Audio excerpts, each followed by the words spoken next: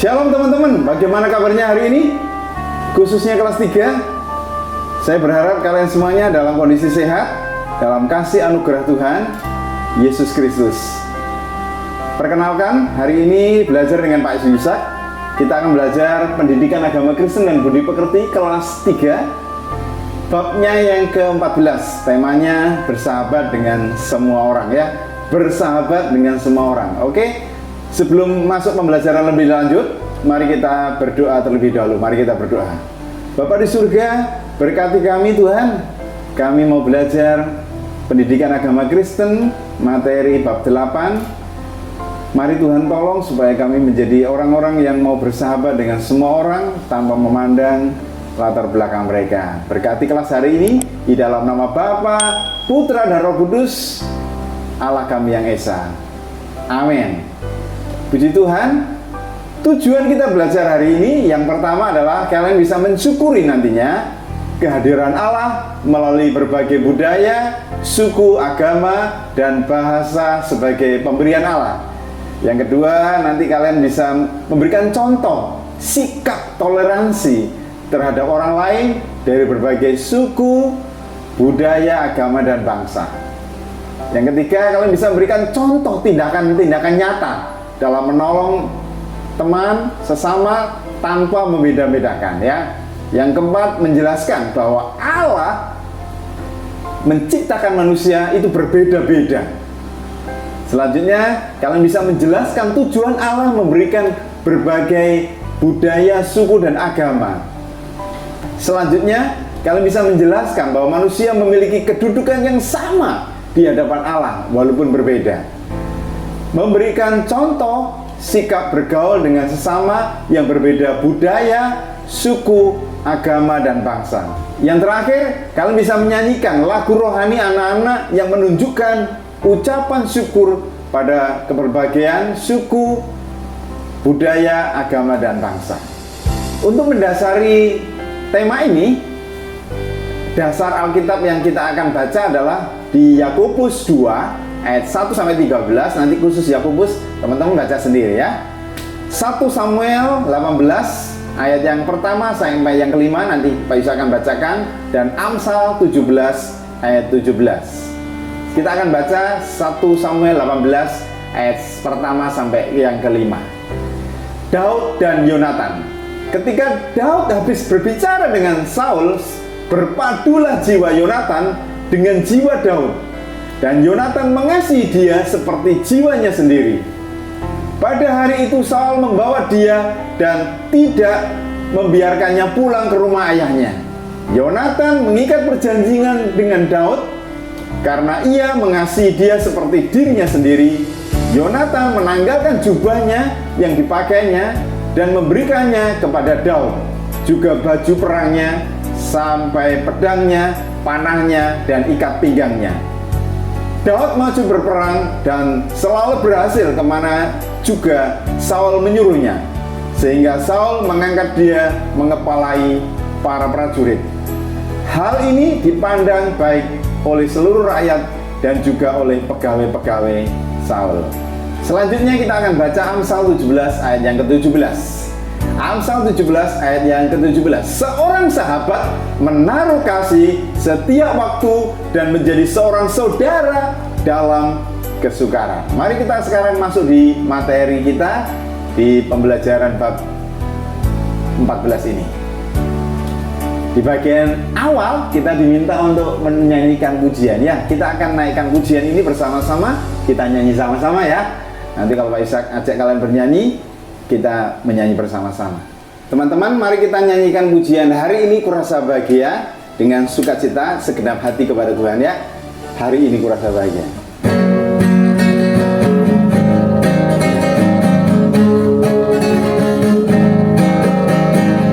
Hari ini kurasa bahagia berkumpul bersama saudara seiman. Tuhan Yesus telah satukan kita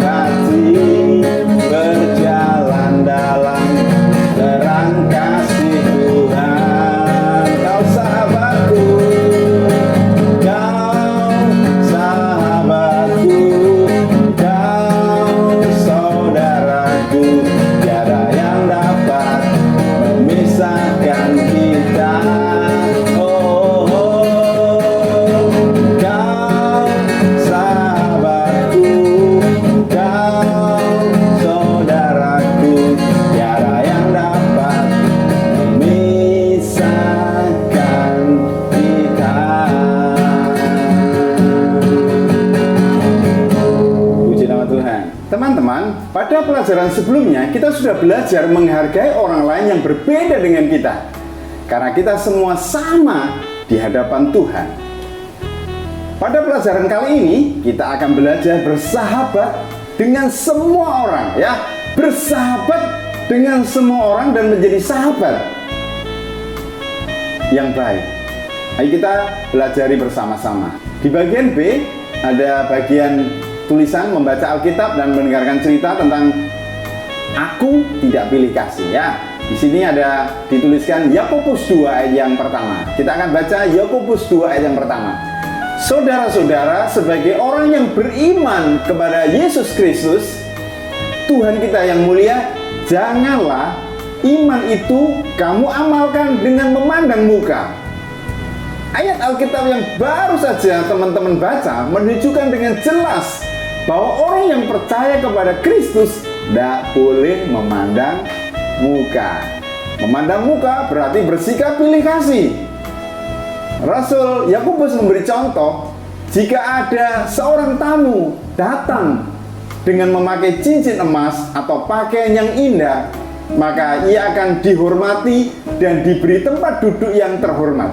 Akan tetapi, jika ada orang miskin datang, ia hanya akan disuruh berdiri atau duduk di lantai. Pembedaan ini seharusnya tidak boleh dilakukan oleh orang yang percaya kepada Allah. Rasul Yakobus menjelaskan bahwa orang yang percaya kepada Allah adalah umat Allah yang telah menerima kasih Allah. Seharusnya kita meneruskan kasih itu kepada sesama seperti perintahnya untuk mengasihi sesama manusia seperti diri kita sendiri. Itu berarti kita akan mengasihi dengan tulus tanpa membeda-bedakan. Coba berikan pendapat teman-temanmu tentang cerita di bawah ini. Kita akan masuk dalam cerita. Ini ada cerita yang menarik. Judulnya Orang Tak Dikenal. Artinya dia menyamar. Bagaimana bentuk penyamarannya? Pak Isa akan bacakan. Dikisahkan ada seorang pria kaya raya loh ya, bukan kaya saja. Kaya raya itu berarti melebihi kekayaan orang umumnya, miliarder, dan memiliki 3 anak perempuan. Mereka tinggal di sebuah rumah besar dan indah. Namanya orang kaya, rumahnya besar dan lebih dari 1, mungkin 10 ya. Dari kejauhan terlihat juga rumah-rumah yang ditinggali oleh para tukang kayu, pembuat kapal, dan banyak lagi dengan profesi yang berbeda. Banyak dari mereka termasuk orang yang jujur ada di situ, ya, di warga di situ. Tapi banyak juga yang terlalu egois karena terbuai kemewahan harta benda. Pria kaya raya tadi punya rencana untuk menghapus sifat tersebut, dan ia memutuskan agar ketika putrinya menyamar jadi orang miskin dari putrinya, hei putri cantikku, ayo sini, kita melakukan penyamaran. Kita akan tes warga kampung di sini, apakah dia orang baik atau orang kurang baik. Ya, masing-masing dari mereka diberi sekantong emas. Ini kantong emas buat orang anak yang pertama diberikan kepada mereka. Jadi masing-masing anak diberi kantong emas untuk diberikan kepada orang yang mau menolong, ya. Kemudian pria tadi dan ketiga anaknya mulai berkeliling, mulai melakukan aksi gerilyanya. Di rumah yang pertama, mereka mengetuk pintu. Seorang pun tidak membuka pintu dan berkata, "Tidak, kami tidak punya kamar, makanan untuk pengemis." Jadi dia sudah ketok, kemudian dialog, "Boleh nggak aku numpang di rumahmu?" Terus dia jawab, "Kami tidak punya kamar untuk pengemis dan juga makanan untuk kamu." Karena perempuan tadi nyamar mau nginap di situ dan minta makan gitu. Lalu orang itu pun menutup pintunya kembali. Jebrak, ditutup pintunya. Di rumah berikutnya mereka mengetuk pintu dan berkata kepada orang yang membuka pintu. Ini orang kedua. Dok. Boleh nggak aku masuk? Aku mau numpang di situ. Terus dia menjawab, "Bisakah Anda memberi makan dan tempat berlindung untuk kami? Kami tidak punya makan untuk dibuang-buang, dan rumah kami hampir tidak cukup untuk diri kami sendiri." Jawab sang pemilik rumah sambil menutup pintunya. Jebrak, ditutup lagi orang yang kedua. Selanjutnya, teman-teman, Mereka berkata pada ayah mereka, haruskah kita teruskan ayah? Kita udah di 2 tempat lokasi ditutup di pintunya, tidak mau menerima. Nah, ayah mereka menjawab, masih ada 2 lagi. Kita lihat siapa yang tidak egois. Karena kalian sebenarnya tidak membutuhkan bantuan, kalian bisa berhenti jika ditolak. Sampailah mereka di rumah berikutnya. Yang ini kelihatannya lebih meriah daripada yang lain. Kita pasti akan diterima, sangkanya begitu. Dan sang ayah tetap mengawasi mereka sambil bersembunyi dari kejauhan. Ketika pintu dibuka, muncullah seorang gadis.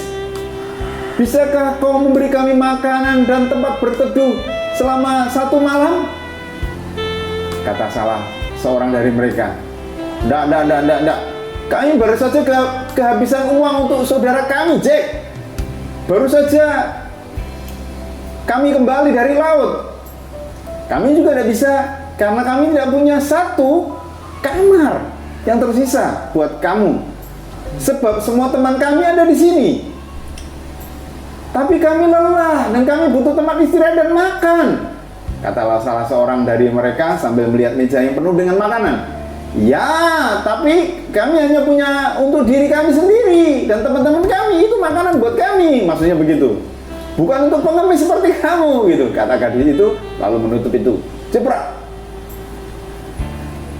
Akhirnya perempuan ini tanya lagi kepada ayahnya. Ayah, haruskah kami melanjutkan misi yang unik, yang aneh berat ini, ayah? Kata mereka. 1 kali ini saja. Ini yang terakhir, katanya sambil mengantar mereka ke rumah seorang janda miskin. Nah, ini ada janda miskin. Mereka berhenti sejenak di depan rumah karena mereka mendengar suara seseorang yang sedang berdoa. Doanya begini, berilah berkat pada hamba, maafkan kesalahan hamba, dan jangan biarkan hamba tergoda. Ia kemudian berdiri setelah mendengar suara ketukan pintu. Tok, tok, tok, tok, tok, tok. Setelah membuka pintu, ia tersenyum pada ketiga gadis itu. Aku punya tempat berteduh. Kami tak punya makanan, masuklah. Mereka kemudian masuk. Aku tak punya makanan, tapi marilah dekat perapianku ini. Udara di luar sangat dingin, dan kalian pasti butuh istirahat. Ia kemudian berkata, aku senang kalian datang sekarang. Aku tak punya bahan bakar lagi, dan jika kalian datang besok, pasti di sini gelap dan dingin. Ketiga gadis tadi kemudian mengeluarkan emasnya yang ada di kantong mereka. Wanita tadi pun terkejut dan tidak bisa berkata-kata melihatnya. Ini dari ayah kami, karena Anda telah menolong kami yang sedang menyamar. Lalu mereka meletakkan emas di meja. Allah pasti akan memberi berkat pada orang yang membantu orang lain, kata sang ayah yang kemudian muncul. Pagi harinya, orang-orang ramai membicarakan emas yang didapat oleh wanita tadi. Mereka menyesal karena mereka tidak menolong ketiga gadis yang menyamar tadi. Biarlah pengalaman ini menjadi pelajaran untuk seumur hidup kalian agar menolong orang lain yang sedang membutuhkan. Tetapi mereka sebenarnya tidak kelaparan, tidak kedinginan, kata salah seorang dari penduduk. Kalian menghadapi hal yang sama karena sebenarnya saat itu kalian semua tidak tahu bahwa mereka telah menyamar. Mereka pun terdiam karena itu memang benar. Tapi pelajaran tersebut tidak hanya bertahan sementara, sebab mereka telah berubah dan tidak pernah lagi menutup pintu untuk orang asing yang sedang membutuhkan. Nah, di bawahnya ini perhatikan ada tugas ya. Tuliskan pendapat teman-teman bagaimana tentang sikap penghuni rumah yang dikunjungi oleh 3 anak perempuan tadi ya. Kalian diminta untuk sikapnya bagaimana penghuni tadi. Kita perhatikan bagaimana sikapnya. Oke, ini jawabannya Pak Yusak. Kalian bisa jawab sendiri sesuai pendapat teman-teman ya. Menurut Pak Yusak, penghuni yang pertama menolak karena dianggap orang yang datang itu pengemis. Biasanya mereka menganggap pengemis tidak boleh masuk ke rumahku. Nanti kalau masuk gimana, nanti namanya tidak punya, kan dia ngambilin barang-barangku. Mungkin berpikiran seperti itu ya. Orang pertama menolak. Yang kedua penghuni yang kedua juga menolak memberi makan karena dianggap tidak layak memberi makan orang-orang yang bajunya kotor, terus wajahnya kusut, terus sifatnya pengemis mungkin itu. Jadi nggak layak dikasih makan dan tumpangan. Yang ketiga, penghuni ketiga juga tidak menerima tamu ini karena kamarnya penuh. Dan yang terakhir, penghuni yang keempat, ini yang istimewa. Orang ini sedang berdoa, minta kasih karunia Tuhan, dan akhirnya pas datanglah tiga wanita tadi yang menyamar tadi, ketok-ketok, pengen numpang dan pengen tak makan. Tapi wanita ini menerima, tapi dia jujur, kamu boleh nginap di sini, aku senang, tapi maaf, aku gak punya makanan. Nah, tiga wanita yang menyamar tadi hanya mengetes, menguji seberapa baik orang tersebut. Akhirnya karena ujiannya lulus, maka perempuan tadi yang membuka pintunya mendapatkan sekantung emas dari ketiga perempuan tadi. Teman-teman, cerita tadi mengajarkan bahwa bersikap pilih kasih itu tidak ada gunanya, justru akan mendatangkan kerugian. Rasul Yakobus bahkan mengatakan bahwa perbuatan memandang muka adalah perbuatan dosa karena telah melanggar hukum Allah, yaitu kasihilah sesamamu manusia seperti dirimu sendiri. Sebagai anak Allah yang taat, mari kita belajar mengikuti perintah Allah untuk mengasihi semua orang. Saya mau katakan sekali lagi, mari kita menjadi orang-orang yang mengasihi semua orang tanpa pilih kasih. Teman-teman, ayo kita baca sekarang di 1 Samuel 18 ayat 1 sampai 5. Kita tadi udah baca ya, di awal tadi, di bagian tadi. Nah, ayat yang kalian baru baca itu menunjukkan persahabatan yang erat antara Daud dan Yonatan. Nah, tahukah teman-teman, Daud adalah seorang gembala yang bertugas menjaga domba-dombanya di padang rumput. Sedangkan Yonatan adalah anaknya raja itu kalau sekarang itu presiden, anaknya presiden, raja pertama Israel, Raja Saul. Walaupun mereka berbeda status sosialnya, yang satu gembala domba, yang satunya anaknya raja, mereka saling mengasihi, tidak memandang status latar belakang sosialnya. Hal ini menunjukkan Yonatan dan Daud tidak pilih kasih dalam bersahabat. Di ayat 4 dituliskan, Yonatan menanggalkan jubah yang dipakainya dan memberikannya kepada Daud, juga baju perangnya, sampai pedangnya, panahnya, dan ikat pinggangnya. Lihatlah betapa Yonatan sangat mengasihi sahabatnya. Ia rela memberikan barang-barang milik kesayangannya ini kepada Daud, orang lain. Ketika Raja Saul ingin membunuh Daud, Yonatan menolong Daud. Raja Saul tidak menyukai Daud karena Allah telah memilih Daud menjadi Raja Israel menggantikannya. Yonatan tetap setia kepada Daud dan tidak mengikuti rencana jahat ayahnya. Teman-teman bisa baca di 1 Samuel pasal 19 dan 20. Ayo belajar lebih banyak dari persahabatan Daud dan Yonatan. Teman-teman, perhatikan di kegiatan 3 ini, kalian diminta untuk membuat jalan, menolong membuatkan jalan ya. Bantulah Yonatan menemukan jalan untuk bertemu kepada Daud agar ia dapat menyelamatkan Daud dari serangan Saul. Perhatikan gambar ini ya. Dimulai dari start. Nah, dari start terus turun. Setelah turun ke arah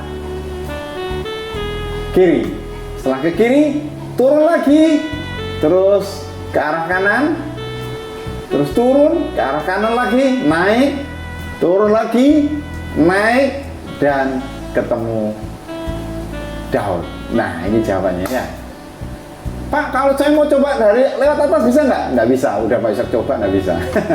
Jadi ini jalan satu-satunya. Oke, kegiatan yang keempat, membuat daftar sifat sahabat yang baik. Temukan sifat-sifat sahabat yang baik yang dapat teman-teman lihat dalam persahabatan Daud dan Yonatan dengan mengurutkan huruf-huruf yang tidak beraturan di bawah ini. Nah, ini menarik ini. Ya. Perhatikan ada kata yang acak di sini. Kita lihat yang atas, yang pertama ya. Bacanya kusa longonem. Terus di bawahnya ditak lihik hasi. Terus bawahnya roham tiah. Terus biase wana. Terus henuk siha. Nah, ini ada acak kata. Kalian diminta untuk menjadikan kata yang baik, kata yang bisa dibaca. Jadi kusa longonem adalah suka menolong. Ya, ini jawabannya ya. Terus tidak pilih kasih. Nah, terus murah hati. Terus setia kawan.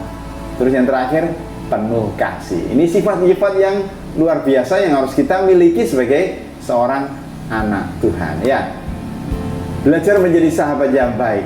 Teman-teman, ayo kita perhatikan sekarang Amsal 17 ayat yang ke-17. Tadi kita udah baca. Saya baca lagi ya. Amsal 17 ayat 17. Seorang sahabat menaruh kasih setiap waktu dan menjadi seorang saudara dalam kesukaran. Sekali lagi, seorang sahabat menaruh kasih setiap waktu dan menjadi seorang saudara dalam kesukaran. Luar biasa ayat ini. Kekuatan buat orang-orang yang mengasihi Tuhan. Ayat ini adalah salah satu dari sekian banyak ayat Alkitab yang mengajarkan kita menjadi seorang sahabat yang jempolan ya. Sahabat yang baik bukan hanya orang yang mengatakan bahwa ia mengasihi, namun juga harus menunjukkan kasih ketika sahabatnya mengalami masalah. Pada pelajaran sebelumnya, teman-teman sudah belajar tentang mengasihi, menolong orang yang berbeda dari kita. Tapi pelajaran yang terakhir ini, teman-teman diajak untuk mempraktekkan bentuk kasih kepada orang lain. Hal tersebut dapat dilakukan dengan cara menjadi sahabat, menjadi teman yang baik kepada orang lain di sekitar teman-teman. Nah, kegiatan yang kelima, Pak, kok banyak kegiatannya. Tenang, kita belajar semakin banyak semakin berisi ya. Kegiatan yang kelima, membuat jurnal sahabat yang baik. Teman-teman diminta menuliskan rencana untuk menjadi seorang sahabat yang baik pada gambar halaman di belakang ya. Ingat untuk bersikap tidak membedakan. Itu berarti teman-teman bukan hanya menjadi sahabat yang baik untuk orang yang dekat dengan kita, namun melainkan juga untuk orang yang berbeda dengan kita. Teman-teman, pada gambar ini teman-teman bisa mewarnai ya, digunting pada bagian ini ya. Nah, perhatikan ini di bagian ini. Nah, ini di bagian ini nih, halaman buku yang paling belakang ini halaman 168. Nanti kalian gunting, kemudian warnai dan tulis kegiatan kalian ya. Nah, ini contohnya jawaban dari Pak Yusa. Kalian boleh menulis kegiatan kalian sesuai situasi yang kalian alami di lingkungan kalian ya. Mulai yang pertama, Pak Yusa, kegiatan Pak Yusa berbagi kue. Rencanakan, wah aku mau bagi kue. Nanti kalau mama bikin kue bolu 2, aku buat 1 saya, satunya buat temanku Vera atau Andre, atau di teman yang lain ya. Kemudian membantu mengerjakan PR kalau ada temanku yang kesulitan. Kemudian bermain bersama dengan teman, tapi bermainnya dengan jujur. Kemudian belajar dengan rajin, karena kemarin aku belajarnya dengan malas-malasan, pakai syarat. Sekarang aku mau belajar tanpa syarat gitu. Terus menegur jika ada temanku yang salah ya. Jadi teman-teman kalau ada temannya salah harus berani negur ya. Hey, sorry ya, tadi kamu salah. Kamu mestinya hormat sama orang tua, tapi kenapa kamu berkata kasar? Kayak gitu. Berani ya. Jangan aku nggak berani. Ayo kelas 3 harus berani menegur temannya yang salah ya. Supaya orang lain juga akhirnya tahu kesalahannya. Kemudian dihibur kalau ada teman yang sedih. Aku hari ini sedih. Aku kucingku mati, anjingku sakit-sakitan, batuk-batuk. Kamu hibur, tenang, nanti pasti ada yang lain yang baru yang Tuhan akan gantikan, katakan demikian. Dihibur ya temannya. Kemudian berjanji untuk tidak mengganggu teman. Dan yang terakhir mendoakan teman ya. Tuhan, aku mau temanku sehat semuanya, sukses semuanya, tercapai cita-citanya. Amin. Itu doanya ya. Selanjutnya sekarang. Nah, di bagian yang ke-6 ini, teman-teman diminta menjawab pertanyaan-pertanyaan. Nah, pertanyaannya apa? Yang pertama, apa makna memandang muka? Pada kitab Yakobus 2 ayat yang ke-1. Memandang muka itu artinya melihat latar belakang dan kekurangan orang lain, ya. Jadi tidak boleh memandang latar belakang, statusnya, dia hitam atau putih, matanya terang atau matanya sipit, ya. Jadi tidak boleh membedakan maksudnya. Yang kedua, mengapa sih kita tidak boleh memandang muka dalam bergaul dengan teman? Tidak boleh membeda-bedakan, itu tidak boleh. Kenapa sih? Ya karena Tuhan menciptakan semua manusia itu sama derajatnya.